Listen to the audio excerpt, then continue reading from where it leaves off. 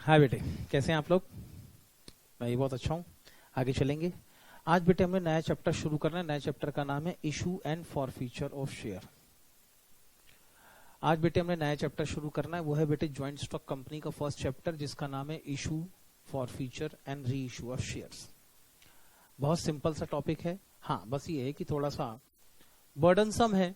Entries entries entries entries बहुत सारी करनी पड़ती है, इसलिए शायद थोड़ा सा कॉम्प्लिकेशन लग सकता है। कॉम्प्लिकेशन तो नहीं कहना चाहिए, थोड़ा सा टाइडियस लग सकता है, लेकिन ठीक है, अच्छा टॉपिक है। इसके लिए बेटे पहले आपको पता करना पड़ेगा सर ज्वाइंट स्टॉक कंपनियां क्या होती हैं। आई थिंक बेटे आपने पहले सुन रखा होगा, आपने बहुत सारा पढ़ रखा होगा। आज बेटे मेरा जो पहला लेक्चर होगा वो टिपिकली थ्योरी बेस्ड लेक्चर होगा। फिर जब मेरा दूसरा लेक्चर आएगा उसमें मैं प्रैक्टिकल के साथ में थ्योरी को मिलाना शुरू करूंगा। जहां जहां जैसे जैसे थ्योरी की जरूरत पड़ेगी फिर वैसे वैसे मैं सेकंड लेक्चर पे आता जाऊंगा।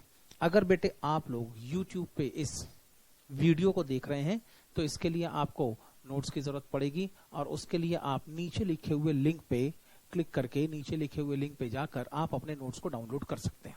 आगे चलो। Yes sir.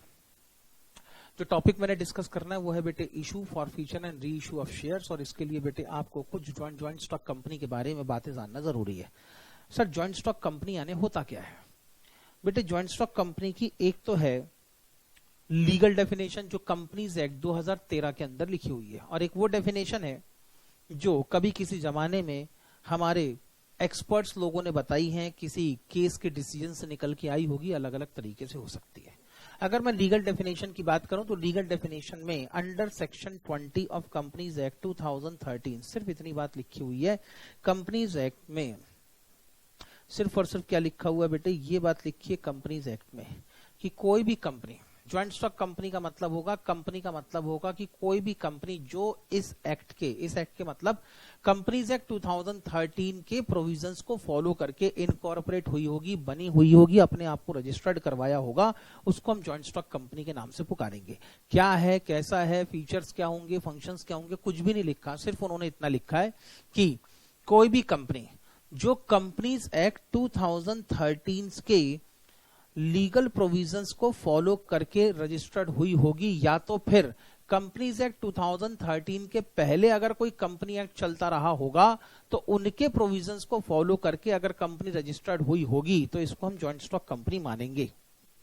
सर मतलब देखो बेटे, अभी जो एप्लीकेबल है वो है कंपनीज एक्ट। कंपनीज के ऊपर जो कानून लगता है बेटे वो है कंपनीज एक्ट 2013। अब बेटे कंपनीज एक्ट 2013 इसके रूल्स एंड रेगुलेशन लिखे हुए, देयर आर सर्टेन प्रोविजन कि अगर किसी को भी ज्वाइंट स्टॉक कंपनी बनानी है, लीगली उसको ज्वाइंट स्टॉक कंपनी डिक्लेयर करनी है, तो इन प्रोविजंस को फॉलो करके, provision which has been explained in the companies act 2013, उनको फॉलो करके आप अपनी कंपनी को रजिस्टर्ड करेंगे। लेकिन उनका क्या बेटे, जो कंपनियां इस कंपनी एक्ट के आने के पहले जो कंपनी एक्ट चला करता था, इसके पहले चलता था बेटे कंपनीज एक्ट, इसके पहले चलता था कंपनीज एक्ट 1956। और कंपनीज एक्ट में भी कंपनीज के रजिस्ट्रेशन के लिए कुछ प्रोविजंस दिए गए थे। तो जो कंपनियां कंपनीज एक्ट 2013 आने के पहले कंपनीज एक्ट 1956 के अंडर में ऑलरेडी रजिस्टर्ड हो चुकी हैं, उनके प्रोविजंस को फॉलो करके जिनका रजिस्ट्रेशन हो चुका है उनको भी हम ज्वाइंट स्टॉक कंपनी मानेंगे। और नए कंपनी एक्ट के आ जाने के बाद जो कंपनियां फिर अपने आप को इनकॉर्पोरेट करा रही हैं उनको भी हम ज्वाइंट स्टॉक कंपनी मानेंगे। सर लेकिन इस डेफिनेशन से कहीं से पता नहीं चलता। लिखा है बेटे means a company incorporated under this act, यानी जो इस एक्ट के रूल्स एंड रेगुलेशंस को फॉलो करके रजिस्टर्ड हुई है, और any of the previous company law, इसके पहले जो कंपनी लॉ चला करते थे उनके थ्रू अगर रजिस्टर्ड हुई होंगी तो इनको ज्वाइंट स्टॉक कंपनी कहेंगे। लेकिन बेटे दिक्कत ये है कि इससे कंपनी के फंक्शंस या फीचर्स पता नहीं चलते हैं। अब बेटे जो पुराने लोग थे उन लोगों ने कंपनी के फंक्शंस या फीचर को इंटरप्रेट करना शुरू किया। उन्होंने इंटरप्रिटेशन में कह दिया कि भाई देखो, कंपनी एक आर्टिफिशियल पर्सन है। आर्टिफिशियल पर्सन क्यों है? क्योंकि जैसे आप और मैं ह्यूमन पर्सन है, हम बेटे अपने नाम पे प्रॉपर्टी खरीद सकते हैं, अपने नाम पे एसेट खरीद सकते हैं, अपने नाम पे कॉन्ट्रैक्ट में एंटर हो सकते हैं, हम अपने नाम पे लायबिलिटी अज्यूम कर सकते हैं। वैसे ही एक ज्वाइंट स्टॉक कंपनी को भी कानूनी तौर पे पर्सन ही माना जाएगा। अब वो भी पर्सन है, तो एक आम आदमी जिस तरीके से अपनी कमर्शियल एक्टिविटी परफॉर्म कर सकता है, वैसे कंपनियां भी अपनी इकोनॉमिकल एक्टिविटीज परफॉर्म कर सकती हैं। लेकिन ये एक लॉ ने क्रिएट किया हुआ, बेटे आप और हम नेचुरल बॉर्न पर्सन है, लेकिन कंपनियों को पैदा करने का काम किसका है? कानून का। हम और आप पैदा नहीं करते बेटे, जब तक कानून इसको इनकॉर्पोरेट करेगा ही नहीं, जब तक कानून ये नहीं कहेगा कि आज से आपकी कंपनी रजिस्टर्ड हो गई, तब तक कंपनी पिक्चर में आती नहीं है, इनकॉर्पोरेशन होता ही नहीं है। कंपनी की शुरुआत को हम लोग कहते हैं इनकॉर्पोरेशन ऑफ कंपनी। तो जब तक लीगल स्टेटस इसको मिलेगा नहीं, तब तक ये पिक्चर में आएगी नहीं। इसीलिए बेटे कानून के थ्रू इसको इनकॉर्पोरेशन होना, लॉ लीगली इसको एनफोर्सेबल होना जरूरी है, और इसीलिए इसकी इनकॉर्पोरेशन कंपलसरी हो जाती है। अब कानून कहता है कि कंपनियों को क्रिएट करने वाला कोई आम आदमी नहीं है, ये बेटे नेचुरल पर्सन, नेचुरल तरीके से क्रिएट नहीं होती है, इनको क्रिएट करने वाला लॉ है, इसलिए इसको कहते हैं हम लोग आर्टिफिशियल पर्सन। तो कंपनी बेटे सबसे पहले एक आर्टिफिशियल पर्सन होगी, लेकिन पर्सन तो ये भी है, यानी बेटे अगर पर्सन है तो ये भी अपने बेसिस पर, अपने नाम के बेसिस पर कुछ commercial transactions, economic transaction perform कर सकती है। दूसरी चीज, क्योंकि इनको कानून ने इनकॉर्पोरेट कर रखा है, लीगली इनको एनफोर्सेबल स्टेटस मिला हुआ है, इसीलिए ये बेटे क्या मानी जाएगी? ये अल्टीमेटली एक लीगल एंटिटी मानी जाएगी। तो क्योंकि बेटे कानून ने इसको इनकॉर्पोरेट किया, इसलिए इनकॉर्पोरेटेड एसोसिएशन। दूसरा नेचर, क्योंकि बेटे ये भी एक सेपरेट पर्सन है, तो इनको बनाने वाले, मतलब इनके अंदर जो इन्वेस्ट करने वाले शेयर होल्डर हैं या कंपनी के जो मेंबर्स हैं, जिन्होंने कंपनी को क्रिएट करने का, इनकॉर्पोरेट करने का काम किया है, उनसे ये अलग मानी जाएगी। तीसरा, परपेचुअल एग्जिस्टेंस। सर अब ये क्या मामला? परपेचुअल एग्जिस्टेंस का मतलब यहां पर ये है कि भाई आज अगर मान लो मैंने कोई कंपनी बना ली, तो कंपनी मेरे मरने के बाद, मेरे जाने के बाद, मेरे कंपनी छोड़ देने के बाद कोई ना कोई दूसरा आदमी आएगा जो मेरी कंपनी को कंटिन्यू करेगा। इसका मतलब जब तक कंपनी बंद नहीं हो जाती, जिसको कहते हैं हम लोग लिक्विडेशन या वाइंडिंग अप, तब तक कंपनियां कंटिन्यू चलती रहेंगी। और ये जो कंटिन्यू चलते रहने वाला मैटर, इसको कहते हैं हम लोग परपेचुअल सक्सेशन। उसके बाद है बेटे कॉमन सील। कॉमन सील का मतलब बेटे मान लो आप किसी कॉन्ट्रैक्ट में एंटर होने वाले हो, ये आपने अपना कॉन्ट्रैक्ट बना लिया बेटे, लेकिन आप कॉन्ट्रैक्ट में एंटर हो गए, उसके लिए क्या करनी पड़ेगी? आपको सिग्नेचर करनी पड़ेगी। अब कंपनी अगर खुद अपने नाम से किसी कॉन्ट्रैक्ट में एंटर होती तो कंपनी कहां से साइन करेगी बेटे? तो कंपनी की जो सील होती है ना बेटे, which what ever will be the seal of company, company की जो सील होगी कंपनी की, वही एक सिग्नेचर होती है। और ये कॉमन सील जिस भी डॉक्यूमेंट पे लगी हो, उस डॉक्यूमेंट के लिए बेटे रिस्पॉन्सिबल कौन माना जाएगा? उस डॉक्यूमेंट के लिए बेटे रिस्पॉन्सिबल मानी जाएगी कंपनी। उस पर्टिकुलर आइटम से रिलेटेड सारी एसेट्स और लायबिलिटी किसकी मानी जाएगी बेटे? कंपनी की एसेट्स और लायबिलिटी मानी जाएगी। सर ऐसे तो हम भी किसी कंपनी की सील बना के कहीं पे भी लगाते रहेंगे तो फिर कंपनी लायबल हो जाएगी। नहीं बेटे, ऐसा नहीं हो सकता। ऐसा इसलिए नहीं हो सकता क्योंकि जब कंपनी की सील लगाई जाती है तो कम से कम कंपनी के 2 बोर्ड ऑफ डायरेक्टर्स को यहां पर सिग्नेचर करना जरूरी होता है। और अगर कंपनी के पास में एक फुल टाइम सेक्रेटरी है, तो फिर बेटे कंपनी का सेक्रेटरी भी जब तक सील के साथ में साइन ना करे, तब तक वो सील ऑथेंटिकेट नहीं मानी जाती। लेकिन अगर 2 बोर्ड ऑफ डायरेक्टर्स के सिग्नेचर हैं और अगर कंपनी का फुल टाइम सेक्रेटरी और उसने भी सिग्नेचर कर रखे हैं सील के साथ, तब माना जाएगा कि सील बड़ी ऑथेंटिकेटेड है और इस पर्टिकुलर डॉक्यूमेंट के लिए, इस कॉन्ट्रैक्ट के लिए कंपनी लायबल है। So the next feature is the common seal. Limited liability. अब लिमिटेड लायबिलिटी वाला क्या मामला है? देखो बेटे, आपने अभी तक जितने बिजनेस पढ़े उसमें पहला फॉर्म ऑफ बिजनेस होता था सोल प्रोप्राइटरशिप। अब सोल प्रोप्राइटरशिप के अंदर एक इशू है। इशू यहां पर यह है कि अगर मेरा सोल प्रोप्राइटरशिप का बिजनेस है, कल को अगर मान लो मैं अपना बिजनेस बंद करता हूं, तो मैं अपनी लायबिलिटी का पेमेंट कैसे करूंगा? जो मेरी बिजनेस की लायबिलिटी, मैं बिजनेस की पर्टिकुलर लायबिलिटीज की बात कर रहा हूं बेटे। बिजनेस की लायबिलिटी की पेमेंट पहले बिजनेस की एसेट बेच के की जाएगी। मैंने बिजनेस की सारी एसेट बेच दी, सारी लायबिलिटी का पेमेंट कर दिया, तब तक तो बात ठीक है।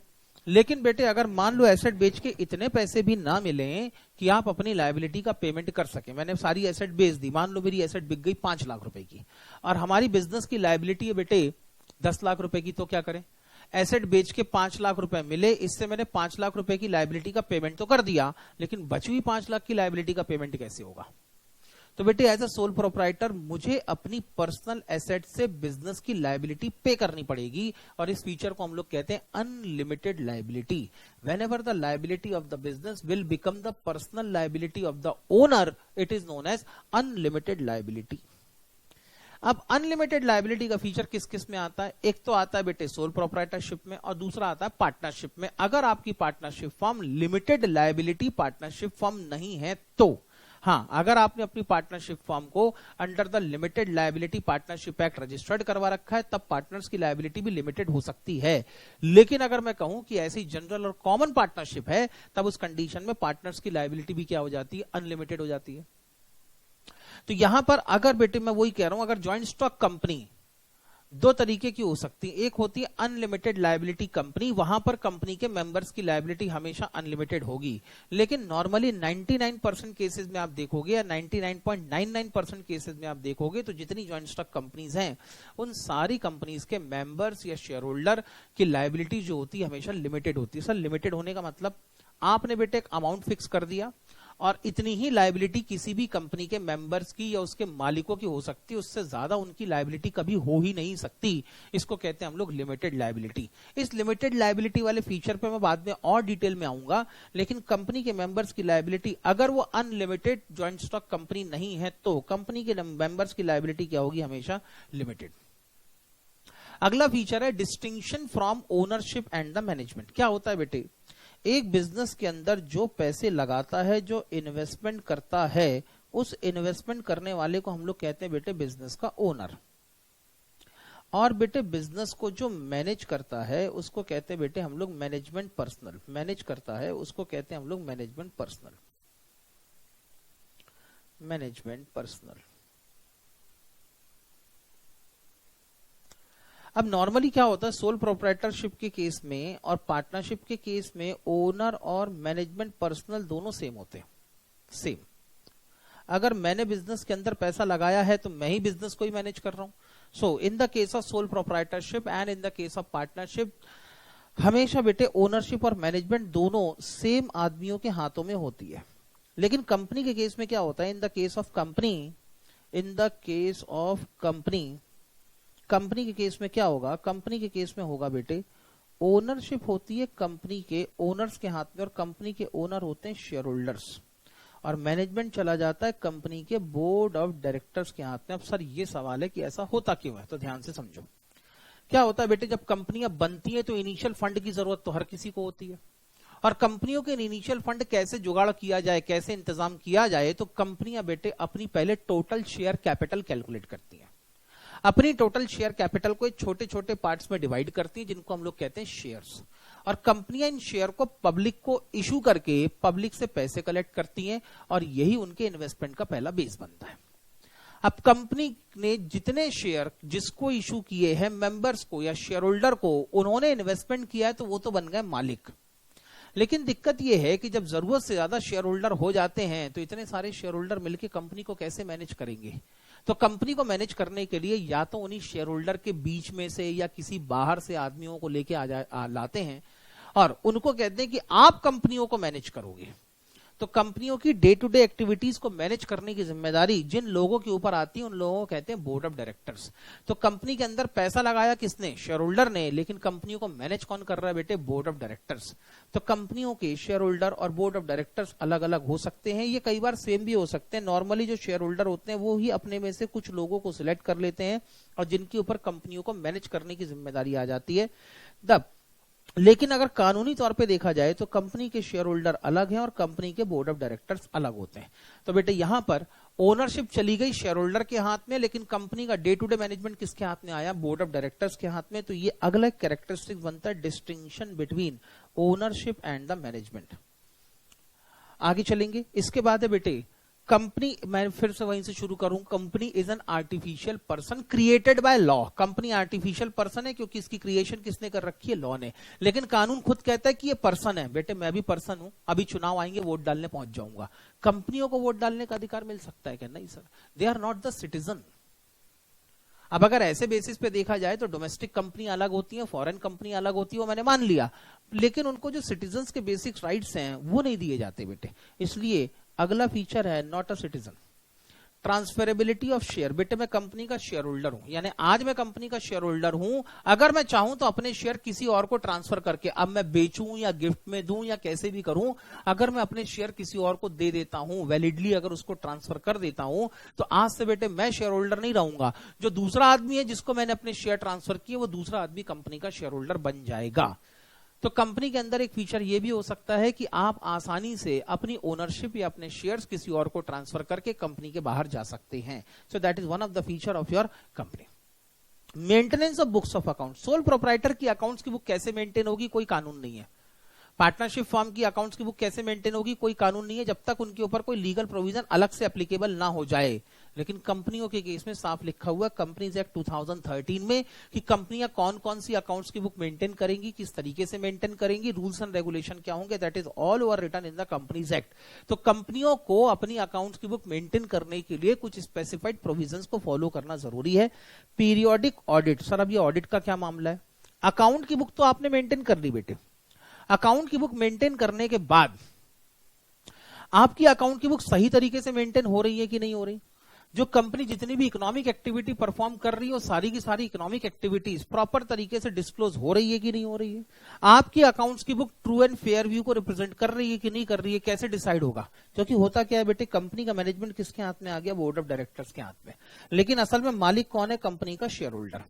अब कंपनी के शेयर होल्डर ने पैसे लगा रखा है, लेकिन उन पैसों को इस्तेमाल कर रहे हैं बोर्ड ऑफ डायरेक्टर्स. कल को बेटे अगर किसी तरह का उन्होंने फ्रॉड करना शुरू कर दिया, तो इनकम कम ज्यादा तरीके से दिखाना शुरू कर दी, तो खर्चे कम ज्यादा तरीके से दिखाना शुरू कर दिया, तो अल्टीमेटली लॉस किसका होगा? कंपनी के शेयर होल्डर का लॉस होगा.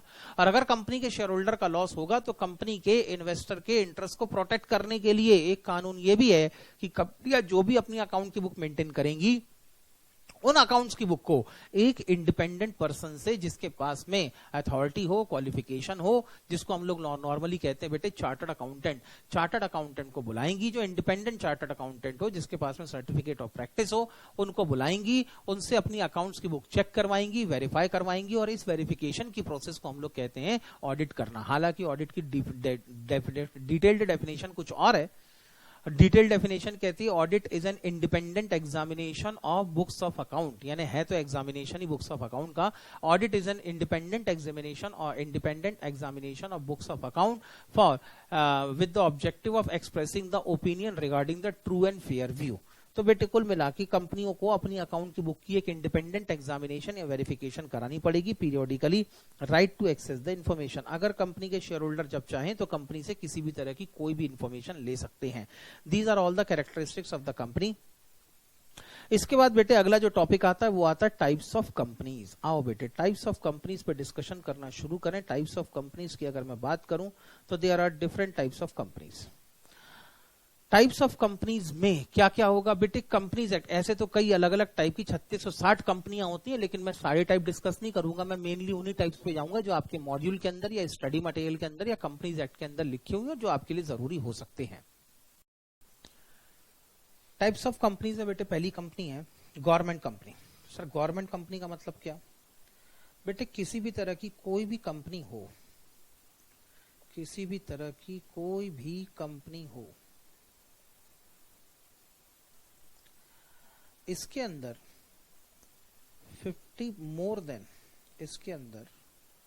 मोर देन 50% से ज्यादा की जो पेड अप कैपिटल होगी.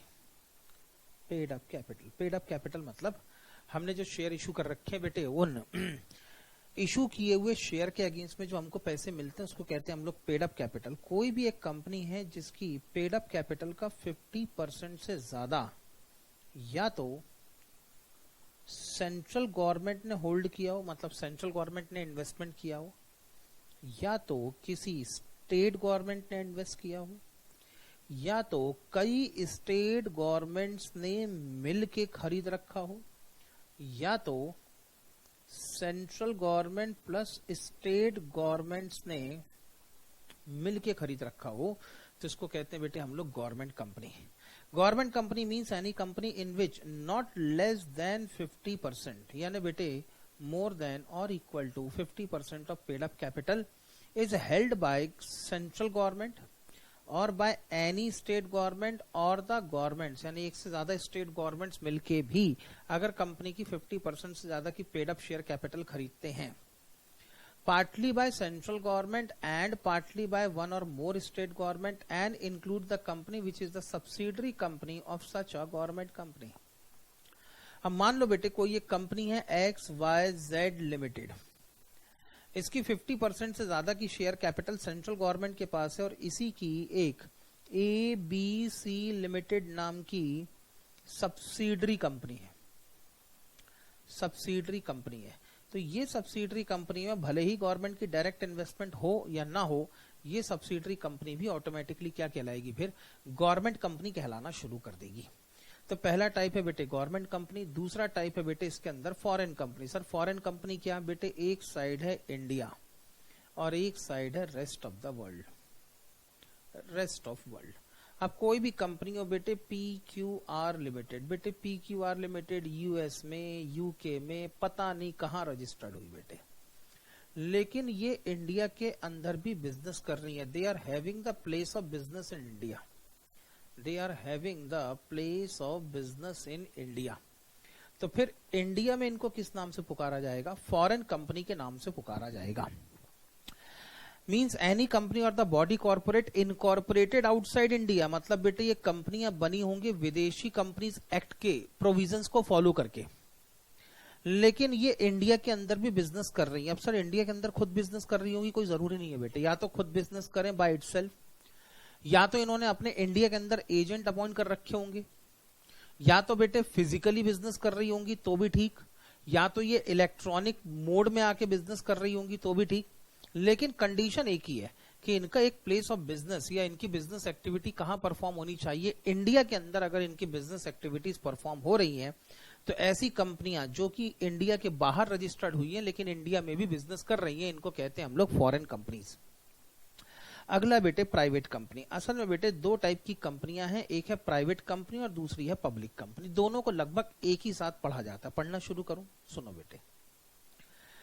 कंपनीज एक्ट 1956 कहता है कि भाई on the basis of ownership और on the basis of privacy in the company, कंपनियां दो तरीके की हो सकती हैं। यानी अगर मैं ऐसे देखूं तो एक होती है बेटे, एक हो सकती है आपकी प्राइवेट कंपनी और एक हो सकती है आपकी public company. Sir public company और प्राइवेट कंपनी का मतलब क्या बेटे, जिन कंपनियों का प्राइवेट कैरेक्टर मेंटेन है, जिन कंपनियों के अंदर प्राइवेसी मेंटेन है, वो सारी कंपनियां कौन सी बेटे, प्राइवेट कंपनी। अब प्राइवेसी मेंटेन हो कैसे मेक श्योर होगा, पहली बात तो restriction over the advertisement for issue / subscription of share, subscription of security। बेटे जितनी भी कंपनियां होंगी ये अपने शेयर इशू करेंगी या किसी तरह की कोई फाइनेंशियल सिक्योरिटी इशू करेंगी, तो by the article of association इन्होंने अपने ऊपर रेस्ट्रिक्शन लगा ली होगी कि ये किसी तरह की कोई भी एडवर्टाइजमेंट नहीं करेंगी।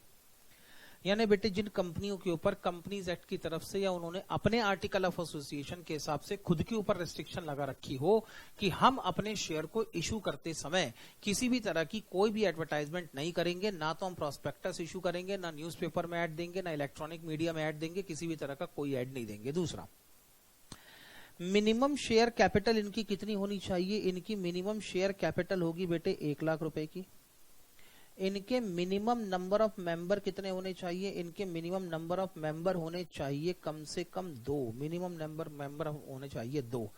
और sir maximum number of member कितने होने चाहिए बेटे, मैक्सिमम नंबर ऑफ मेंबर हो सकते हैं इनके 200, कम से कम 2 और ज्यादा से ज्यादा 200 से ज्यादा मेंबर इनके अंदर नहीं होना चाहिए। सर 200 के नंबर गिनते समय कोई रेस्ट्रिक्शन है, बिल्कुल है। अगर बेटे दो लोगों ने, ए और बी ने, दोनों ने मिलके अपने कंबाइंड नाम से शेयर खरीदे हैं तो इनको बेटे 2 आदमी नहीं गिना जाएगा, इनको एक ही आदमी गिना जाएगा। पहली चीज, अगर कंपनी ने अपने एम्प्लॉइज को, कंपनी के कर्मचारियों को अगर कोई शेयर इशू किए होंगे तो इन एम्प्लॉइज को बेटे जब तक वो एम्प्लॉयमेंट है तब तक नहीं गिना जाएगा, और जिस दिन बेटे वो एम्प्लॉइज रिटायर होके चले जाएंगे लेकिन अभी भी वो शेयर को होल्ड कर रहे हैं तो बेटे इनको भी नंबर ऑफ शेयर में, नंबर ऑफ मेंबर्स में काउंट नहीं करेंगे। आगे चले, ठीक है सर। कोई और सब्जेक्शन या कोई और कंडीशन? हाँ बेटे, एक कंपनी है OPC जिसको कहते हैं हम लोग 1 person company. One person company का एक नया कंसेप्ट आया कंपनीज एक्ट 2013 के अंदर, जिसमें सिर्फ कंपनी के अंदर एक ही मेंबर होता है, वही बेटे कंपनी का शेयर होल्डर, वही डायरेक्टर, वही एमडी, वही सब कुछ। तो ऐसी कंडीशन में जब वन पर्सन कंपनी होगी तो ये भी प्राइवेट कंपनी हो सकती है, लेकिन फिर ऐसी वन पर्सन कंपनी के केस में minimum number of member is equal to 2 की कंडीशन एप्लीकेबल नहीं होगी। वहां पर एक मेंबर होने से भी प्राइवेट लिमिटेड कंपनी बन जाएगी। इतना ठीक? Yes sir. सर ये कंडीशन क्यों लगी है बेटे? कंडीशन इसीलिए लगी है ताकि किसी भी कंपनी के अंदर प्राइवेसी मेंटेन रहे, प्राइवेट कैरेक्टर मेंटेन करने के लिए कंडीशन लगा रखी है।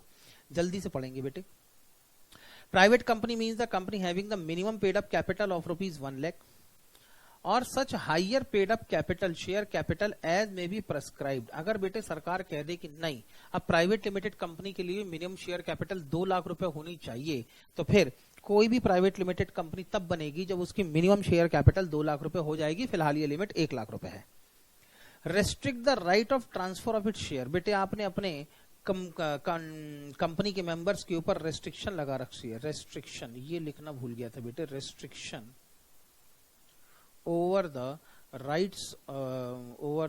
rights of transfer, right of transfer। Sir मतलब आप बेटे कोई भी कंपनी का शेयर होल्डर जब अपने शेयर किसी दूसरे को ट्रांसफर करना चाहता है तो पहले वो कंपनी से परमिशन लेगा। जब कंपनी वाले उसको परमिशन देंगे, बचे हुए मेंबर जब परमिशन देंगे, only then he can transfer the shares. ऐसा नहीं है कि शेयर ट्रांसफर कर ही नहीं सकता, लेकिन फ्रीली ट्रांसफरेबल नहीं होंगे, पहली कंडीशन। वन पर्सन कंपनी को छोड़ के इसके मेंबर 200 से ज्यादा नहीं होंगे। 200 से ज्यादा नहीं होंगे। गिनते समय क्या ध्यान रखेंगे? अगर बेटे provided that when 2 or more person hold 1 or more share in a company jointly for the purpose of this case treated as a single person. अगर 2 लोग मिलके अपने ज्वाइंट नाम से शेयर खरीदते हैं तो फिर इनको एक आदमी माना जाएगा। अगर आपने शेयर इशू किए who are in the employment of company, या आपने शेयर इशू किए who has been formerly in the employment of company, तो इनको भी बेटे नंबर 200 के नंबर गिनते समय काउंट नहीं करेंगे। अगली कंडीशन क्या थी? अगली कंडीशन है बेटे आप जब भी अपनी किसी भी तरह की कोई भी सिक्योरिटी को इशू करेंगे तो आप बेटे किसी तरह की कोई भी इन्विटेशन या एडवर्टाइजमेंट नहीं करेंगे। मिनिमम नंबर ऑफ मेंबर कितना होना चाहिए? 2 होने चाहिए। अगर ये सारी रेस्ट्रिक्शंस लगी हुई है, इसका मतलब कंपनी ने अपनी प्राइवेसी मेंटेन की हुई है, तो ऐसी कंपनी को हम लोग कहते हैं प्राइवेट लिमिटेड कंपनी। लेकिन बेटे इनमें से एक भी क्वेश्चन, एक भी कंडीशन की धज्जियां उड़ा दो तो ऑटोमेटिकली क्या बन जाएगी बेटे? Public limited company. डेफिनेशन भी वही लिखिए। Public limited company, public company means company which is not a private company. सबसे पहले तो प्राइवेट कंपनी नहीं होनी चाहिए।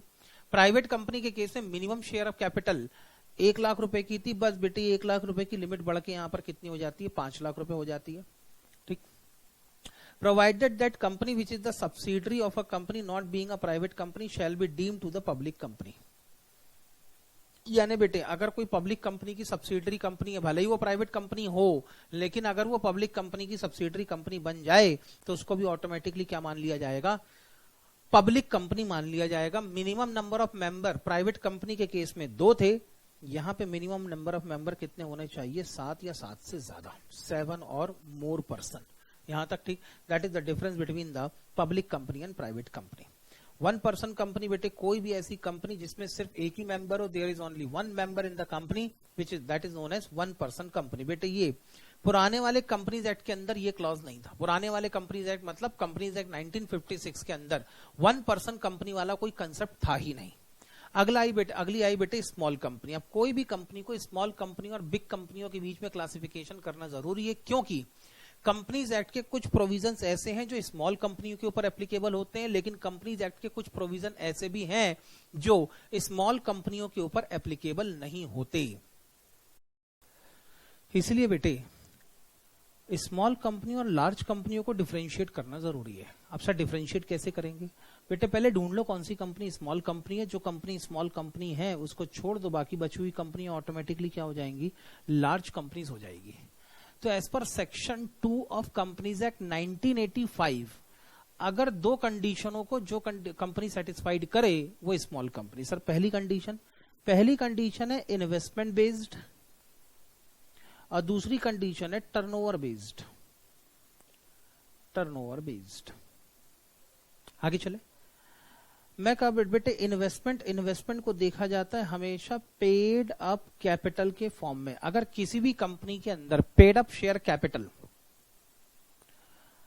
डज नॉट एक्सीड ₹50 लाख, अगर paid up capital less than और इक्वल टू है 50 लाख रुपीस, और अगर कंपनी का टर्नओवर है, और the turnover of the company का टर्नओवर मतलब बेटे सेल्स, अगर कंपनी का टर्नओवर या सेल्स है लेस देन और equal to 2 crore rupees, 2 crore rupees, दोनों में से अगर एक कंडीशन भी सेटिस्फाइड हो गई तब ये कंपनी कौन सी है बेटे? Small company.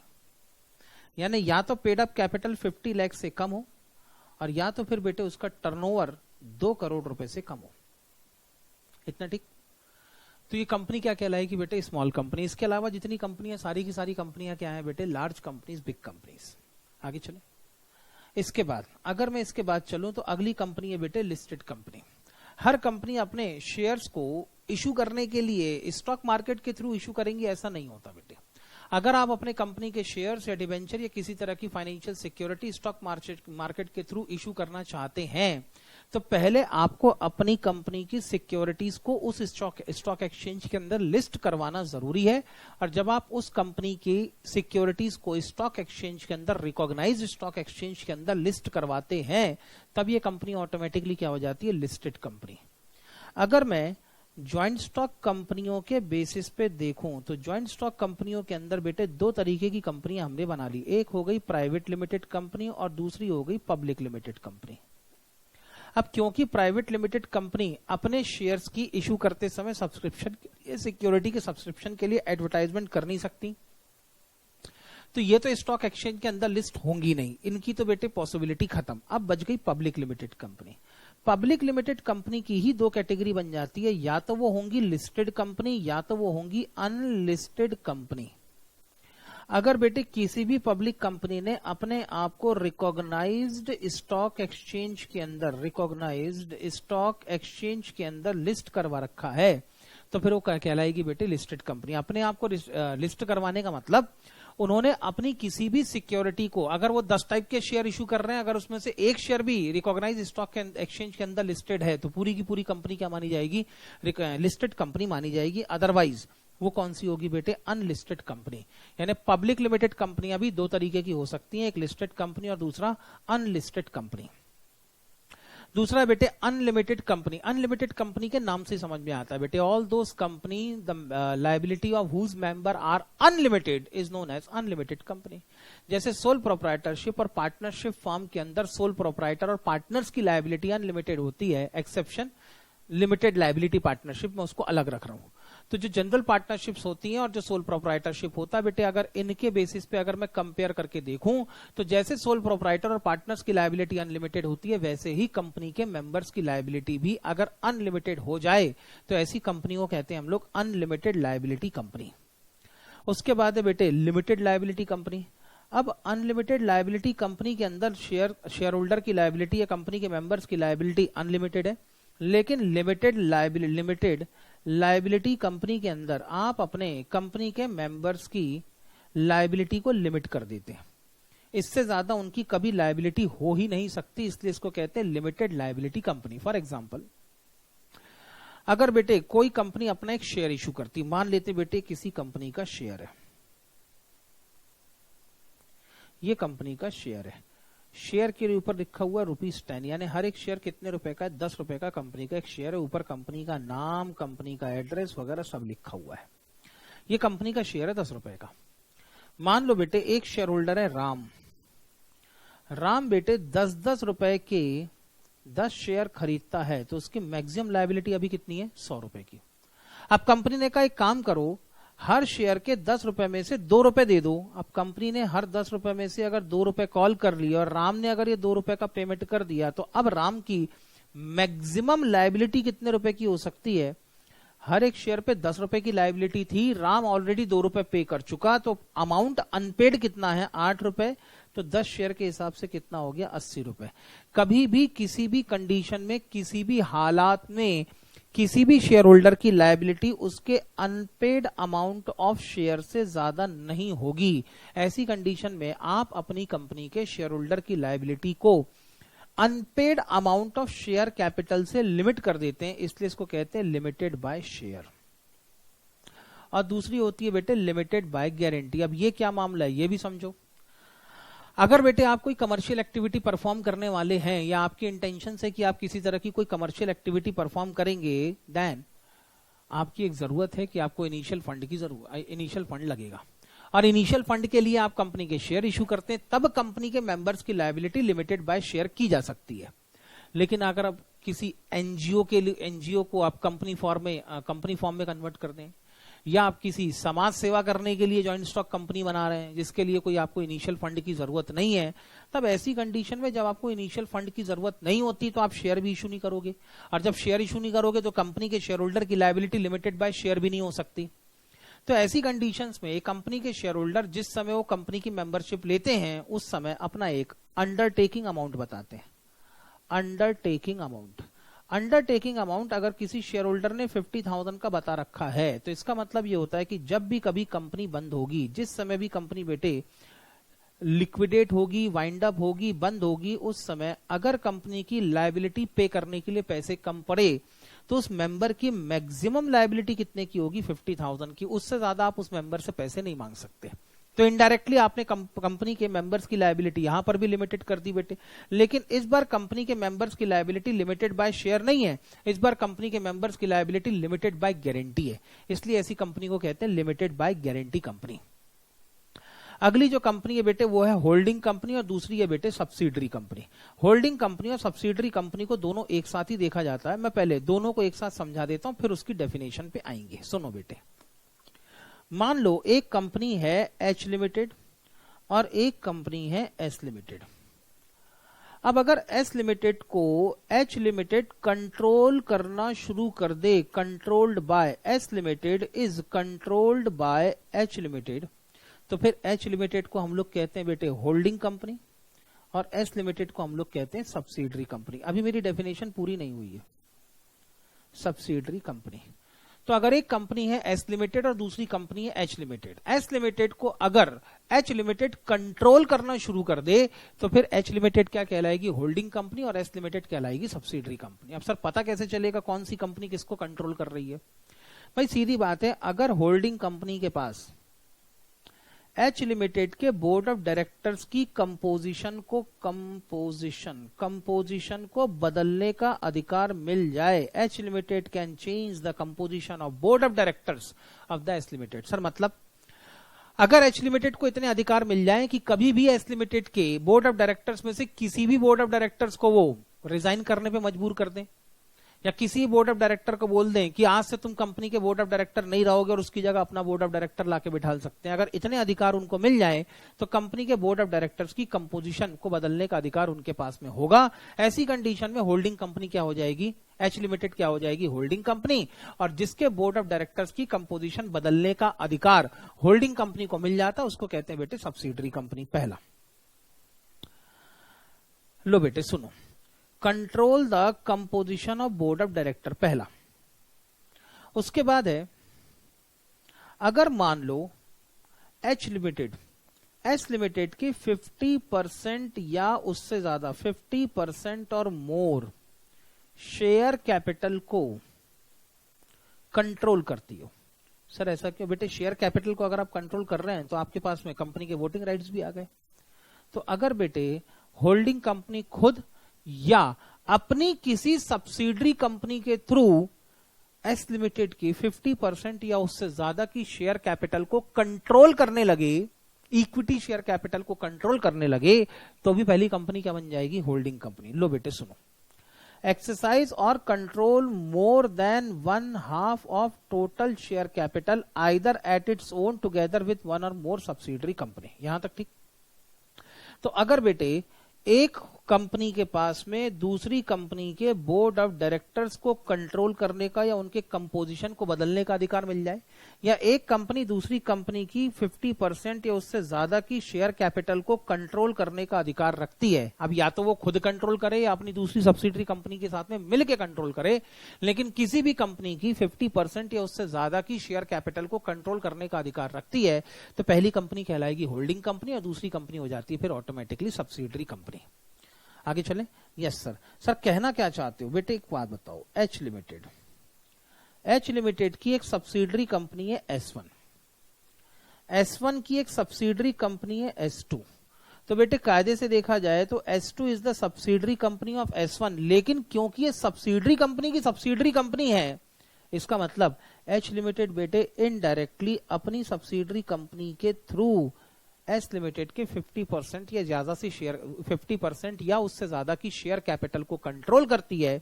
इसीलिए होल्डिंग कंपनी एच लिमिटेड बेटे S2 की भी क्या मानी जाएगी, होल्डिंग कंपनी मानी जाएगी। आगे चलो बेटे, that is the concept between the holding company and subsidiary company. अगला बेटे होल्डिंग कंपनी और सब्सिडरी कंपनी के बाद अगला मेरा जो टॉपिक आता है वो आता है maintenance of books. That was one of the feature of joint stock company, कि कोई भी जॉइंट स्टॉक कंपनी अपनी अकाउंट की बुक कैसे मेंटेन करे। सोल प्रोप्राइटरशिप और पार्टनरशिप के लिए कोई ऐसे स्टैंडर्ड रूल्स नहीं है कि इनको इसी तरीके से, कानून नहीं है कम से कम, चलो गाइडलाइन हो सकती है, ट्रेडिशनल तरीका हो सकता है, गाइडलाइंस हो सकती हैं, लेकिन कोई कानून नहीं है। लेकिन जॉइंट स्टॉक कंपनियों के साथ में कानून है। जॉइंट स्टॉक कंपनियों के साथ में कानून ये कहता है कि भाई आप अपनी अकाउंट्स की बुक किस तरीके से मेंटेन करेंगे। तो पढ़ो बेटे क्या लिखा, मैं सामने से हटता हूं क्योंकि आपका पूरा ध्यान अभी फिलहाल यहां पर होना चाहिए। ये अगर मैं इसके हिसाब से चलूं तो हर एक जॉइंट स्टॉक कंपनी को किस तरीके से अपनी अकाउंट्स की बुक मेंटेन करनी पड़ेगी, वो सारी की सारी चीजें आपकी इस डेफिनेशन के अंदर आ जाती हैं। सबसे पहली बात, अगर मैं पॉइंट वाइज पॉइंट बेसिस पे लेके आऊं तो पहली कंडीशन ये कहती है कि हर एक जॉइंट स्टॉक कंपनी को अपने रजिस्टर्ड हेड ऑफिस में अकाउंट्स की बुक मेंटेन करनी पड़ेगी। मतलब place of keeping books place, ये हमेशा क्या होगा बेटे, हेड ऑफिस। ठीक। अब सर हेड ऑफिस में सिर्फ हेड ऑफिस की बुक्स होंगी कि अगर मान लो किसी जॉइंट स्टॉक कंपनी का ये हेड ऑफिस है और उसकी यहां पे ब्रांच है, तो फिर बेटे ब्रांच की बुक भी कायदे से तो कहां होनी चाहिए, हेड ऑफिस में ही होनी चाहिए। लेकिन अगर ब्रांच इंडिपेंडेंट ब्रांच है, अपनी अकाउंट्स की बुक खुद मेंटेन करती है, तो फिर ब्रांच की बुक ब्रांच में ही हो सकती है। लेकिन इनके जो एनुअल रिटर्न्स होंगे, ये एनुअल रिटर्न हेड ऑफिस को अपने जॉइंट स्टॉक कंपनी को अपने हेड ऑफिस में मेंटेन करने पड़ेंगे। सर कितने साल के लिए, हर साल के लिए। हर साल के फाइनेंशियल स्टेटमेंट लिखा बेटे, every company shall prepare and keep at its registered office of the books of account and other relevant books and papers। और बेटे बुक्स ऑफ अकाउंट के बाद other relevant books and paper भी आ गया। अब sir ये other relevant books of paper का मतलब क्या है? असल में कंपनी एक्ट में कहीं नहीं लिखा कि आप कौन सी अकाउंट्स की बुक मेंटेन करेंगे और कौन सी अकाउंट्स की बुक मेंटेन नहीं करेंगे। कंपनी एक्ट में सिर्फ इतना लिख दिया गया कि भाई तुम्हारी अकाउंट्स की बुक कंपनी के फाइनेंशियल ट्रांजैक्शन की true and fair view present करनी चाहिए।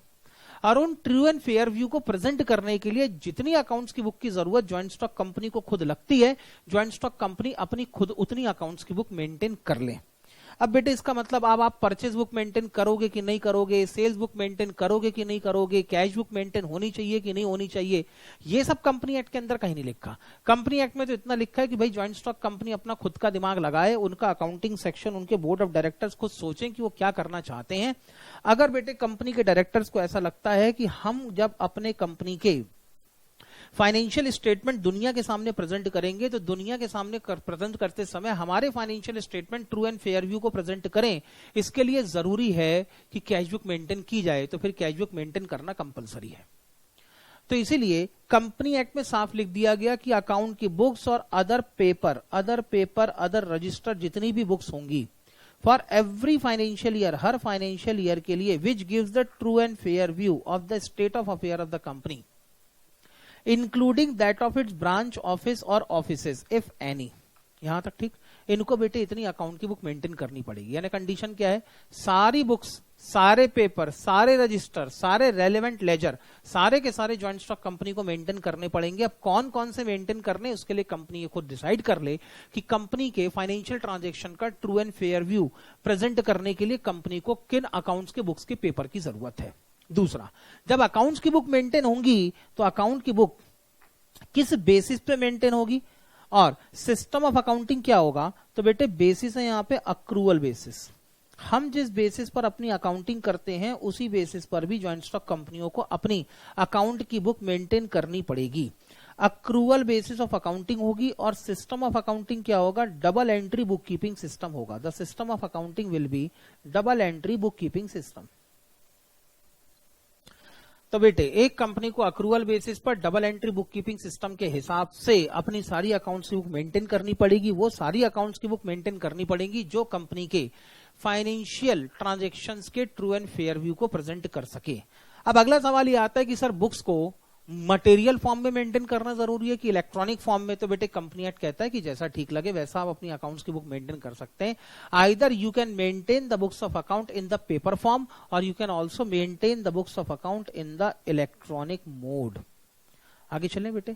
लो बेटे, बुक्स ऑफ अकाउंट के लिए सेक्शन 128 हमारा डिस्कस हो गया। अब सवाल आता है फाइनेंशियल स्टेटमेंट का, क्योंकि मेन मुद्दा बेटे हमेशा किसका रहा है, फाइनेंशियल स्टेटमेंट का ही रहा है। अब फाइनेंशियल स्टेटमेंट के बारे में क्या सीन है, तो बेटे फाइनेंशियल स्टेटमेंट के बारे में सीन ये कहता है कि कंपनी के फाइनेंशियल स्टेटमेंट में क्या क्या डिस्कस होगा। बेटे फाइनल अकाउंट के समय मैंने बात की थी AS1 की, accounting standard 1 disclosure of accounting policy. उसमें मैंने कहा था कंपनी के फाइनेंशियल स्टेटमेंट में क्या क्या इंक्लूड होगा। मैंने कहा था हर एक एंटिटी के फाइनेंशियल स्टेटमेंट के अंदर क्या क्या इंक्लूड होना चाहिए। पहले कहा था मैंने बैलेंस शीट, दूसरा कहा था मैंने इनकम स्टेटमेंट, तीसरा कहा था मैंने cash flow statement for specified entities, चौथा कहा था बेटे मैंने यहां पर नोट्स टू अकाउंट, और पांचवा कहा था मैंने statement of change in equity. यही 5 चीजें भी हमारे कंपनी एक्ट की डिमांड है सेक्शन 2 सबसेक्शन 40 के हिसाब से। तो सेक्शन 2 सबसेक्शन 40 कहता है financial statement in relation to a company, मतलब कंपनी के लिए फाइनेंशियल स्टेटमेंट में क्या क्या इंक्लूड होगा। सबसे पहले बेटे अब balance sheet as at the end of financial year, दूसरा प्रॉफिट एंड लॉस अकाउंट, या आप अगर किसी और नाम से इनकम एंड स्टेटमेंट बनाते हैं, in case of a company carrying on the activity not for profit and income and expenditure account।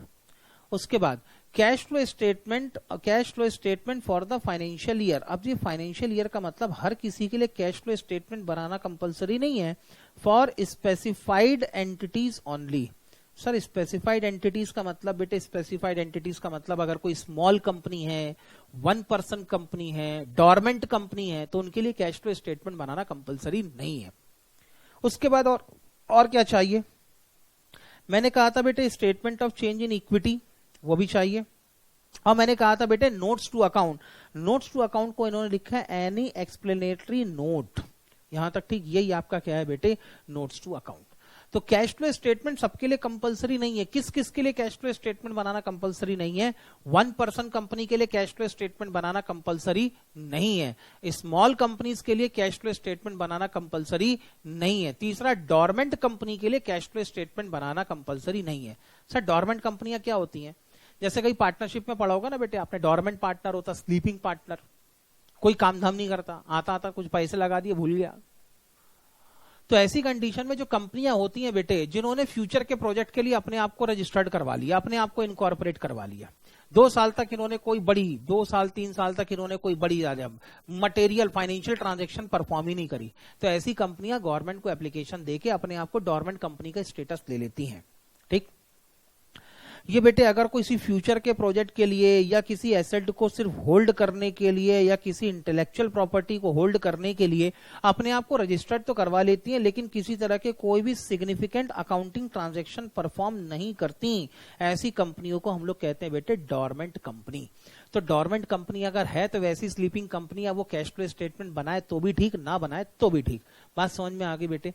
ये थे हमारे different types of companies. Different type of companies के बाद बेटे अगला मैटर आता है preparation of financial statement. Sir financial statement कैसे बनाए जाएंगे, तो बहुत सारी बातें हमारी हो चुकी हैं।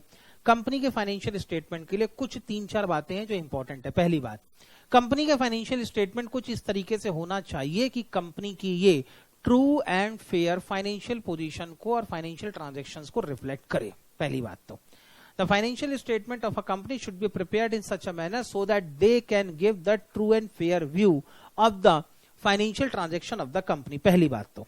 दूसरा, जब भी कोई कंपनी, अब सर पता कैसे करें कि हमारे जो फाइनेंशियल स्टेटमेंट है वो true and fair view present करते हैं? कैसे साबित करेंगे कि हमारे financial statement true and fair view present करते हैं? भाई मैंने तो अपनी बैलेंस शीट बना के दे दी, मैंने कहा ये लो कंपनी की balance sheet, profit and loss account. मुझसे पूछा गया आपका profit and loss account true and fair view present करता है क्या? मैंने कहा हाँ बिल्कुल करता है। लेकिन बेटे मैं साबित कैसे करूं कि मेरा profit and loss account true and fair view present करता है? मैं साबित कैसे करूं कि मेरा प्रॉफिट एंड लॉस अकाउंट कहीं ना कहीं मेरा balance sheet true and fair view present करती है? अब इसको साबित करने के लिए करना क्या है? इसको साबित करने के लिए बेटे आप एक ही काम कर सकते हैं। पहली चीज तो अगर आप इसको साबित करना ही चाहते हैं तो पहली बात, आप जब अपनी अकाउंटिंग करें तो अकाउंटिंग करते समय आप सारे अकाउंटिंग स्टैंडर्ड्स को फॉलो करें। All the accounting standard should be complied, comply with accounting standard. अब सर अकाउंटिंग स्टैंडर्ड कौन से कंप्लाई करें? बेटे देखो, अकाउंटिंग स्टैंडर्ड की अगर बात करूं तो अकाउंटिंग स्टैंडर्ड इशू करने का काम किसका है? आईसीएआई का। आईसीएआई अकाउंटिंग स्टैंडर्ड इशू करने के बाद ये रिकमेंड कर देती है किसको? ये रिकमेंड करती है मिनिस्ट्री ऑफ कॉर्पोरेट अफेयर को। फिर बेटे एक बॉडी है, पहले उसका नाम हुआ करता था नकास, अब उसका नाम हो गया बेटे अब उसका नाम हो गया national financial reporting authority, NFRA. पहले नकास नाम हुआ करता था national accounting committee, national advisory committee on accounting standard. अब उसका नाम हो गया बेटे नेशनल फाइनेंशियल रिपोर्टिंग अथॉरिटी। बेटे फिर गवर्नमेंट क्या करती है? इनको बुलाती है और इनसे पूछती है कि भैया जो आईसीएआई वाले हमको अकाउंटिंग स्टैंडर्ड दे गए हैं, इनको ज्वाइंट स्टॉक कंपनियों के ऊपर एप्लीकेबल करवाना चाहिए कि नहीं? अगर बेटे मान लो इन्होंने नोटिफाई कर दिया तो फिर बेटे मिनिस्ट्री ऑफ कॉर्पोरेट अफेयर वाले इन अकाउंटिंग स्टैंडर्ड्स को ज्वाइंट स्टॉक कंपनी के ऊपर एप्लीकेबल कर देते हैं। So all those accounting standard which has been issued by institute of chartered accountancy of India and which is recommended by national financial reporting authority will be the accounting standard which is applicable to joint stock company। और इन सारे accounting standards को follow करके आपको अपनी accounting करनी चाहिए, पहली बात। दूसरी चीज, और मुझे साबित करना है कि ट्रू एंड फेयर भी प्रेजेंट होता है कि नहीं होता, तो बेटे अगला मुद्दा आता है किसका? फॉर्मेट का। फॉर्मेट मतलब बेटे बैलेंस शीट का फॉर्मेट कैसा होगा? अपने मन से कोई फॉर्मेट मत बनाओ। कंपनीज एक्ट 2013 के अंदर जो फॉर्मेट लिखा हुआ है ना, चुपचाप उसको फॉलो करो। सर कंपनीज एक्ट 2013 के अंदर कौन सा फॉर्मेट लिखा हुआ है? बेटे बहुत सारे पन्ने पलटाने पड़ेंगे, फिर भी कोशिश करता हूं मैं बहुत सारे पन्ने पलटाने की। हे भगवान, जल्दी जल्दी जल्दी जल्दी जल्दी जल्दी जल्दी जल्दी जल्दी पलट जाओ। आपके बेटे नोट्स के आखिरी में आपको फाइनेंशियल स्टेटमेंट का एक फॉर्मेट मिलेगा। ये है बेटे, सुनो, ये है बैलेंस शीट का फॉर्मेट। कंपनी एक्ट की अगर कंपनी की बैलेंस शीट बनाओ तो अपने इस फॉर्मेट के हिसाब से बनाओ। सर बाप रे बाप, डरने की बात नहीं है बेटे, बड़ा सिंपल सा फॉर्मेट है। अब खाली इतने आइटम दिख रहे हैं इसलिए तुमको ऐसा लग रहा है बड़ा भारी कुछ काम होने वाला है, लेकिन बड़ा भारी कुछ भी नहीं है। और ये है बेटे तुम्हारे प्रॉफिट एंड लॉस अकाउंट का फॉर्मेट। तो किसी भी ज्वाइंट स्टॉक कंपनी के लिए अगर बैलेंस शीट बना रहे हो या किसी भी ज्वाइंट स्टॉक कंपनी के लिए प्रॉफिट एंड लॉस अकाउंट बना रहे हो, तो अपने मन से कोई फॉर्मेट मत लगाओ बेटे, चुपचाप उसी फॉर्मेट को फॉलो करो जो कंपनीज एक्ट के अंदर बताए गए हैं। सर कंपनी एक्ट में फॉर्मेट कहां लिखे हैं? बेटे ये लिखे हैं शेड्यूल 3 के अंदर। शेड्यूल 3 के अंदर प्रॉफिट एंड लॉस अकाउंट और बैलेंस शीट का फॉर्मेट आपको बताया गया है, और उसी फॉर्मेट के हिसाब से आप बेटे कंपनियों के लिए फाइनल अकाउंट बनाएं। तो दो चीजें फॉलो करो। क्या?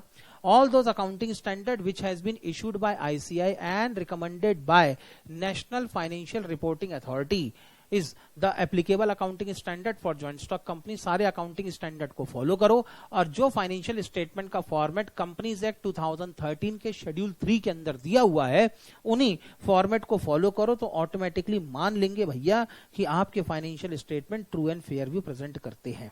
आगे चलें? यस सर, आगे चलो बेटे। सर खत्म हो गई थ्योरी? नहीं बेटे, अब तो मुद्दे की बात पे आ रहा था। सर इतनी देर से क्या चल रहा था? बेटे ये तो वो थ्योरी थी जो आपके मॉड्यूल के अंदर लिखी हुई है। असल में बेटे आपका जो शेयर, आपका जो चैप्टर का नाम है, चैप्टर का नाम है issue for feature and re issue of share. री इशू ऑफ शेयर्स। इनको समझने के लिए बेटे अब आपको शेयर कैपिटल समझनी चाहिए, और शेयर कैपिटल के साथ साथ आपको क्या समझनी चाहिए, शेयर कैपिटल के साथ साथ बेटे आपको टाइप्स ऑफ शेयर भी समझने चाहिए। सबसे पहले बेटे मैं टाइप्स ऑफ शेयर पे आता हूं। कंपनियां जब अपने इनिशियल फंड के लिए मार्केट में शेयर इशू करती हैं तो कंपनियां मार्केट में दो तरीके के शेयर इशू कर सकती हैं। सर दो तरीके के कौन कौन से? बेटे इनमें एक होते हैं इक्विटी शेयर्स, इनमें एक होते हैं इक्विटी शेयर्स, और दूसरे होते हैं बेटे preference share. Preference share. Sir equity share preference share की डेफिनेशन क्या है? बेटे मैं जनरल वर्ड में बोलता हूं अभी। All those share which are not the preference in nature is the equity share. मतलब हर वो शेयर जो प्रेफरेंस शेयर नहीं है वो ऑटोमेटिकली क्या हो जाएंगे? Equity share. हालांकि कानून की भाषा में कुछ अलग तरीके से भी लिखा हुआ है, लेकिन फिलहाल मेरे को कोई स्टार्टअप चाहिए तो मैं यहीं से शुरू करता हूं। अब बेटे अगर मैंने इक्विटी शेयर को समझना है तो पहले मुझे किसको समझ लेना चाहिए? मुझे बेटे पहले प्रेफरेंस शेयर को समझ लेना चाहिए। प्रेफरेंस शेयर क्या होते हैं बेटे? प्रेफरेंस शेयर नॉर्मली वो शेयर होते हैं जिन शेयर होल्डर को प्रेफरेंशियल राइट्स मिला होता है। अगर मैं लिखूं तो लिखना चाहिए बेटे all those shares carrying preferential rights, carrying preferential rights over the payment of dividend, over the payment of dividend and surplus of asset, and surplus of asset on liquidation of company, liquidation of company। मोटे मोटे तौर पे ये तुम्हारी general definition है कि हर वो share जो प्रेफरेंशियल राइट्स कैरी करें। प्रेफरेंशियल राइट्स कैरी करने का मतलब बेटे इनको पहला अधिकार हो, लाइन में सबसे पहले खड़े होंगे। सुनो बेटे, अगर मैं ऐसे देखूं, एक जॉइंट स्टॉक कंपनी है, एक जॉइंट स्टॉक कंपनी की साल भर की इनकम है 5 लाख रुपए, इसके साल भर के खर्चे हुए 2 लाख रुपए, तो अभी जो निकलेगा वो क्या निकलेगा? Profit before tax. Profit before tax है बेटे 3 लाख रुपए का। इसमें पहले तो गवर्नमेंट को टैक्स पे कर दो। मान लो बेटे गवर्नमेंट कहती है 50% टैक्स पे करो, तो 1,50,000 का गवर्नमेंट को टैक्स पे कर दिया। अब बचा हुआ प्रॉफिट कितना है? 1,50,000। ये है बेटे आपका प्रॉफिट आफ्टर टैक्स। अब जॉइंट स्टॉक कंपनी चाहती है कि ये प्रॉफिट हम अपने शेयर होल्डर के बीच में बांटें, तो पहले किसको दोगे? तो बेटे ये जो प्रॉफिट है जो आप अपने शेयर होल्डर के बीच में डिस्ट्रीब्यूट कर सकते हो, अगर कोई बांटने जाओगे तो प्रेफरेंस शेयर होल्डर ऐसे शेयर हैं जिनके पास में पहला अधिकार है। तो पहले बेटे आपको इसमें से डिविडेंड किसको देना पड़ेगा? प्रेफरेंस शेयर होल्डर को। और प्रेफरेंस शेयर होल्डर को डिविडेंड देने के बाद अगर कुछ बच जाए, यानी पहले क्या दोगे आप? Preference dividend. अगर प्रेफरेंस डिविडेंड देने के बाद अगर कुछ बच जाए तो फिर नंबर किसका लगेगा? इक्विटी शेयर होल्डर का नंबर लगेगा।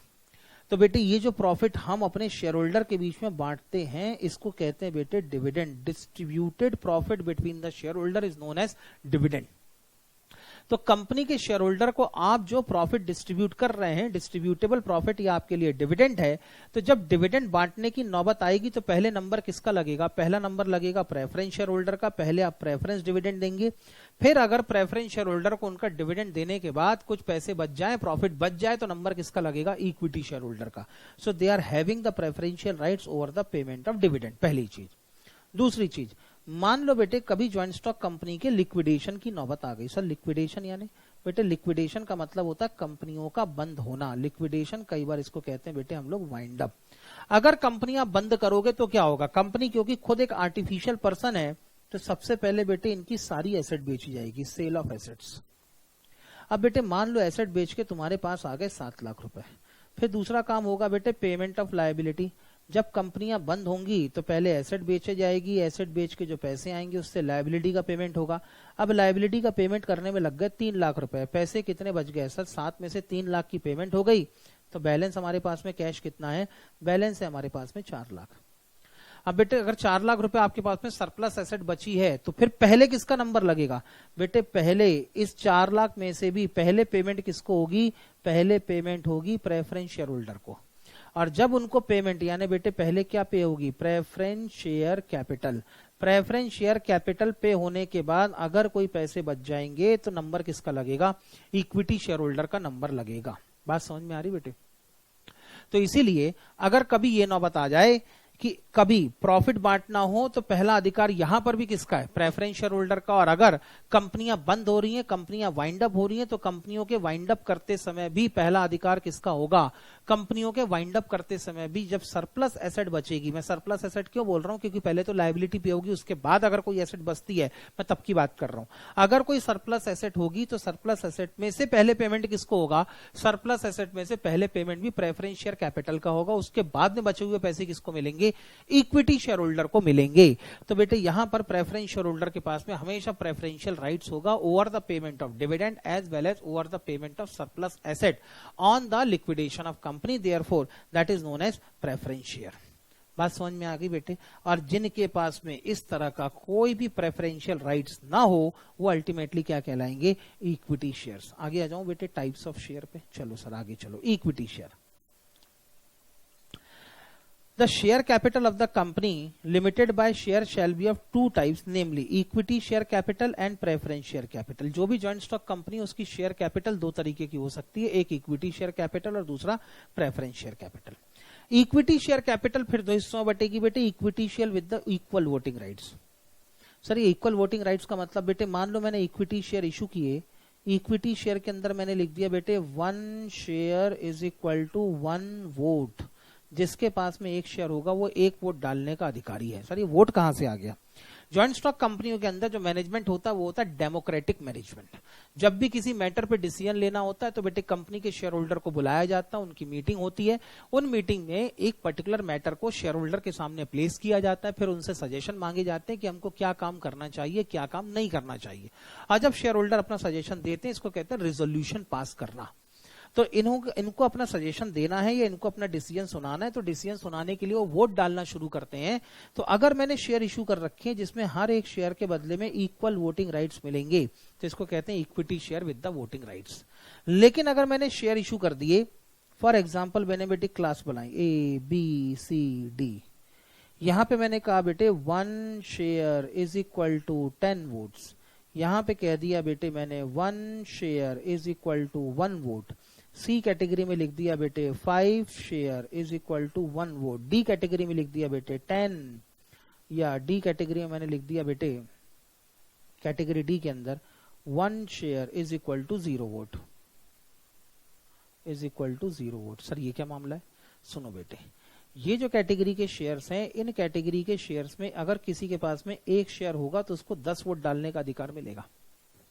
ऐसे जो शेयर होते हैं बेटे, लगभग नॉर्मली ये शेयर प्रमोटर, जिन लोगों ने कंपनी शुरू करी होती है ना, जिनके दिमाग में आइडिया आता है कि हम कंपनी को शुरू करेंगे, उनके अंदर डर होता है कि कोई स्टॉक मार्केट से हमारी कंपनी का हमारा शेयर खरीद कर कंपनी का मालिक ना बन बैठे और हमारी कंपनी को कंट्रोल ना करना शुरू कर दे, कोई हमारी होल्डिंग कंपनी ना बन जाए। तो पता लगा कंपनी हमारी, मालिक हम, लेकिन बाद में हम ही नौकर बन के रह जाएंगे। तो इसलिए क्या करते हैं, equity share with the differential voting rights में जो हाईएस्ट वोटिंग राइट के शेयर होते हैं ये प्रमोटर अपने पास रखते हैं। जो ठीक ठाक वोटिंग राइट्स वाले शेयर्स होते हैं ये क्या करते हैं, अपने रिलेटिव्स वगैरह को प्राइवेट प्लेसमेंट बेसिस पे देते हैं, जो भरोसे के लोग होते हैं। जिनके अंदर बेटे वोटिंग राइट्स कम होते हैं, इनको ये नॉर्मली मार्केट के अंदर इशू, अभी हर बार ऐसा होगा ऐसा होता नहीं है, लेकिन नॉर्मली ऐसी स्ट्रेटेजी बन सकती है। नॉर्मली जिनके अंदर कंपैरेटिवली कम वोटिंग राइट्स होते हैं उनको मार्केट में इशू कर देते हैं, और बेटे जहां पर वोटिंग राइट्स है ही नहीं, इनको कहने लगते हैं बेटे हम शेयर वारंट। हालांकि शेयर वारंट की कानूनी डेफिनेशन में कुछ बातें और भी लिखी हैं, लेकिन हम मान के चलते बेटे all those share which are not having any kind of voting rights still they are the equity share are known as voting rights. तो बेटे यहां पर कंपनी के प्रमोटर्स या कंपनी के जो ओरिजिनल ओनर्स हैं, कहीं उनके हाथों से कंपनी चली ना जाए, कहीं मार्केट के अंदर शेयर खरीद के कोई और उनकी कंपनी का मालिक ना बन जाए, इस चीज को रोकने के लिए कंपनीज एक्ट ने अलाउ कर दिया कि आप चाहो तो equity share with the equal voting rights भी इशू कर सकते हो और equity share with the differential voting rights भी इशू कर सकते हो। सर दिक्कत यह है कि अगर equity share with the voting equal voting rights नहीं है, हम ऐसे शेयर क्यों खरीदेंगे? क्या होता है बेटे, जिनके अंदर वोटिंग राइट सबसे कम होता है ना, उसमें रेट ऑफ डिविडेंड, प्रॉफिट का परसेंटेज सबसे हाई होता है, डिविडेंड इज हाईएस्ट। और जिसके अंदर वोटिंग राइट सबसे ज्यादा होते हैं वहां पे बेटे डिविडेंड का जो परसेंटेज होता है वो होता है लोएस्ट। क्योंकि क्या होता है बेटे, अगर किसी को वोटिंग राइट कम दोगे तो कहीं से तो कंपनसेट करना पड़ेगा, तो यहाँ पे डिविडेंड का रेट ज्यादा हो सकता है और यहाँ पे डिविडेंड का रेट कम हो सकता है। मतलब ये कंपनियों को मैनेज करना है, किस तरीके से मैनेज करते हैं। तो खाली खाली बेटे मैंने बात करनी थी equity share with the differential voting rights. अब आ जाओ बेटे प्रेफरेंस शेयर पे। Preference share capital means that part of the issued share capital of the company which carries or would carry a preferential rights with respect to payment of dividend. दूसरा, repayment in the case of winding up or the repayment of capital. आगे चलें बेटे। Yes sir, चलो बेटे। अब preference share कितने type के हो सकते हैं, तो बेटे प्रेफरेंस शेयर को अलग अलग कैटेगरी में अलग अलग टाइप में बांटा जाता है। प्रेफरेंस शेयर होल्डर के अंदर अगर अलग अलग टाइप की बात करूं मैं, तो प्रेफरेंस शेयर होल्डर का पहला type on the basis of redemption, on the basis of redemption. एक होते हैं बेटे redeemable preference share, redeemable preference share, और दूसरे होते हैं बेटे irredeemable preference share, irredeemable preference share. Redemption का मतलब होता है पैसे लौटाना। आज अगर मैंने प्रेफरेंस शेयर इशू किया है और प्रेफरेंस शेयर इशू करते समय मैंने प्रोस्पेक्टस में लिख दिया कि मैं आपके 10 साल बाद या 15 साल बाद आपको आपके पैसे वापस लौटा दूंगा, शेयर कैपिटल के पैसे कंपनी आपको 10 साल बाद या 15 साल बाद रिफंड कर देगी, तो ऐसे जो प्रेफरेंस शेयर होते हैं इनको कहते हैं हम लोग रेडीमेबल प्रेफरेंस शेयर। ठीक। और अगर मान लो बेटे आपने कुछ भी नहीं लिखा कि भैया हम शेयर के कैपिटल का रिडम्पशन करेंगे कि नहीं करेंगे, ऐसा कुछ भी अगर आपने मेंशन नहीं किया, तो फिर वो शेयर कौन से हो जाएंगे, इररेडीमेबल प्रेफरेंस शेयर। कंपनीज एक्ट 1956 पहले ही इररेडीमेबल प्रेफरेंस शेयर पे बैन लगा चुका था, तो बेटे इसीलिए अब आज की डेट में कोई भी कंपनी इररेडीमेबल प्रेफरेंस शेयर इशू नहीं कर सकती। तो आज की डेट में अगर किसी भी कंपनी को प्रेफरेंस शेयर इशू करना है तो वो कौन सा प्रेफरेंस शेयर होगा, रेडीमेबल प्रेफरेंस शेयर होगा। और अगर वो रेडीमेबल प्रेफरेंस शेयर है तो उसकी रिडम्पशन का मैक्सिमम पीरियड कितना हो सकता है, 20 इयर्स। अगर कोई भी company redeemable preference share issue करती है तो अगले 20 साल के अंदर अंदर उस कंपनी को अपने प्रेफरेंस शेयर का रिडम्पशन करना ही पड़ेगा, मतलब उनके शेयर होल्डर को उनकी 20 साल के अंदर अंदर शेयर कैपिटल लौटानी ही पड़ेगी। आओ बेटे जल्दी से देखेंगे। Redeemable preference share paid back after the few year और even earlier at the company's option. यहां तक ठीक है बेटे। Irredeemable preference share can not be redeemed during the life of the company. दूसरा बेटे क्यूमुलेटिव प्रेफरेंस शेयर और non cumulative preference share. Sir अब ये क्या मामला है, सुनो बेटे। मान लो कंपनी यहां पर इनकॉर्पोरेट हुई, ये हो गया कंपनी का पहला साल, ये हो गया कंपनी का दूसरा साल, ये हो गया कंपनी का तीसरा साल। पहले साल में बेटे कंपनी को होगा लॉस। अब अगर कंपनी को घाटा हुआ होगा तो प्रॉफिट बांटने का तो सवाल ही नहीं उठता। प्रॉफिट बांटने के लिए कम से कम प्रॉफिट तो होना चाहिए, तुम्हारे पास प्रॉफिट ही नहीं है। अब प्रॉफिट नहीं है तो बांटोगे क्या, तो डिविडेंड तो बट नहीं सकता। अब अगर इस साल डिविडेंड नहीं बटा तो बताओ बेटे इस साल का प्रेफरेंस डिविडेंड आप अपने शेयर होल्डर को अगले साल के प्रेफरेंस डिविडेंड में जोड़ के दोगे कि इस साल क्योंकि प्रेफरेंस डिविडेंड नहीं बटा तो मान लोगी इस साल लैप्स हो गया। सर इस साल प्रेफरेंस डिविडेंड नहीं बटा तो मान लेंगे इस साल लैप्स हो गया, अगले साल हम नहीं पहचानते कौन है, तो ऐसे प्रेफरेंस शेयर को कहते हैं बेटे हम लोग नॉन क्यूमुलेटिव प्रेफरेंस शेयर। लेकिन अगर आप कहते हो कि नहीं सर प्रेफरेंस शेयर होल्डर को तो उनका डिविडेंड मिलना चाहिए, तब इस साल लॉस हुआ है तो उनको हम प्रेफरेंस डिविडेंड नहीं पे कर पाए हैं, तो इस डिविडेंड को हम कैरी फॉरवर्ड करके अगले साल लेके जाएंगे।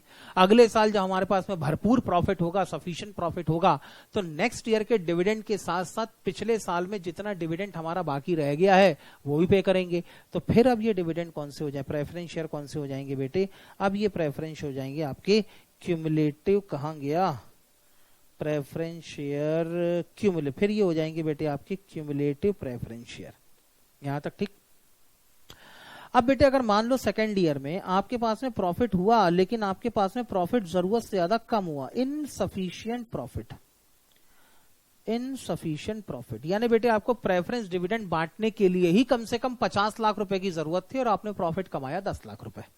अब अगर प्रॉफिट ही 10 लाख रुपए का हुआ है तो 50 लाख रुपए का डिविडेंड तो बट नहीं सकता।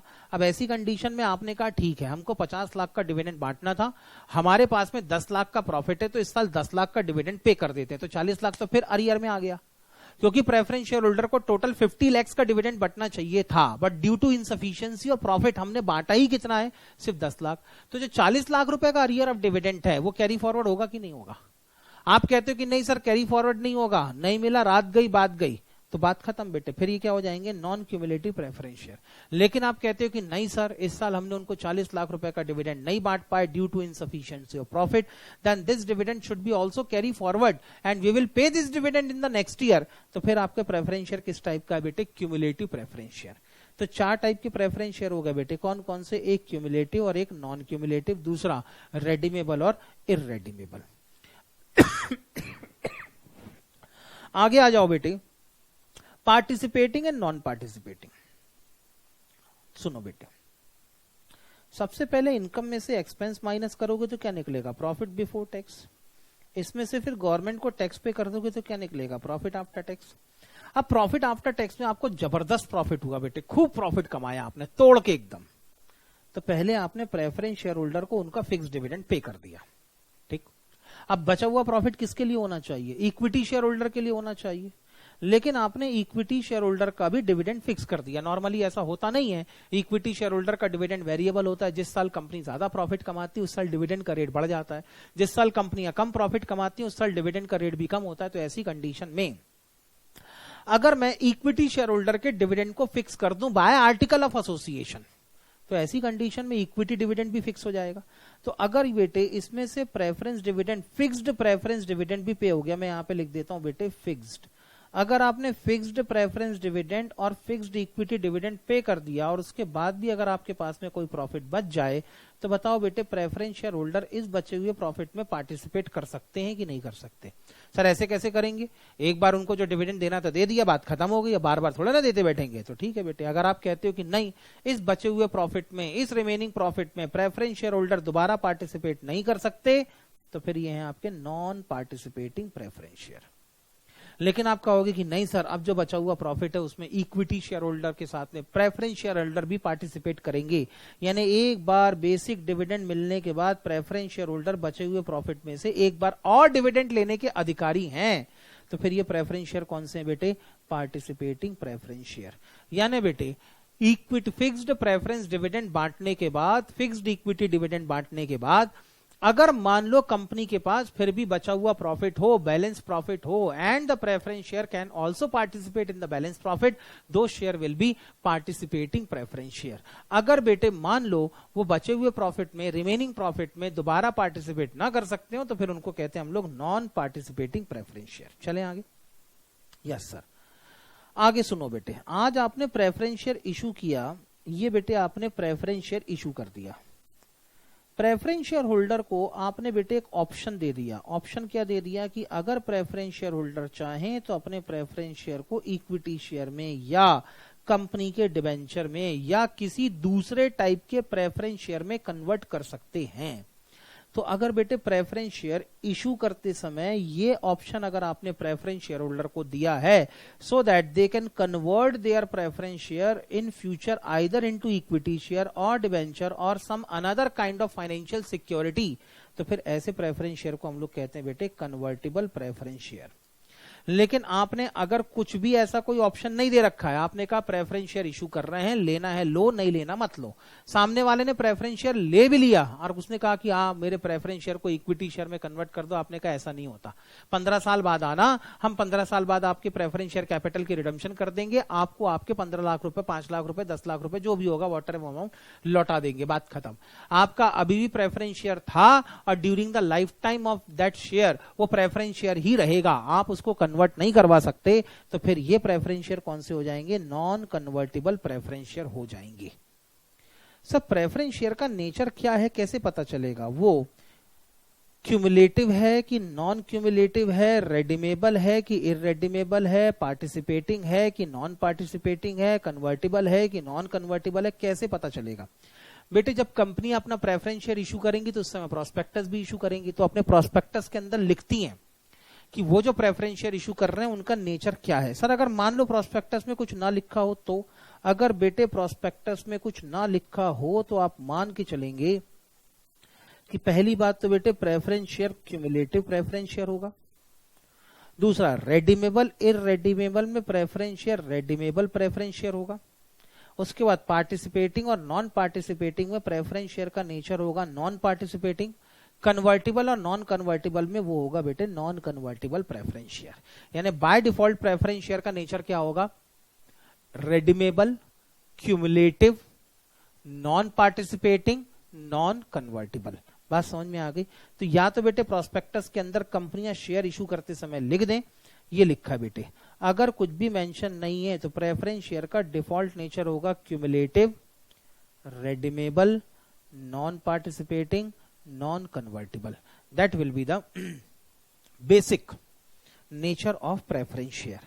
आज के लिए बेटे इतनी थ्योरी काफी है, क्योंकि अब इसके बाद मैंने आपको कुछ प्रैक्टिकल शुरू करने हैं और बची हुई थ्योरी मैंने अब आपके प्रैक्टिकल के साथ में ही डिस्कस करनी है, इसलिए आज के लिए इतना सफिशिएंट है बेटे। Bye bye. हाँ, इसको बेटे एक बार आप लोग जरूर एक बार घर में पढ़ के देखेंगे। इससे कोई थ्योरेटिकल क्वेश्चन पिछले अटेम्प्ट में तो आया नहीं था, लेकिन आगे भी नहीं आएगा ऐसी कोई गारंटी नहीं है, इसलिए पढ़ के जरूर रखें आप। बाय बाय, कल मिलेंगे।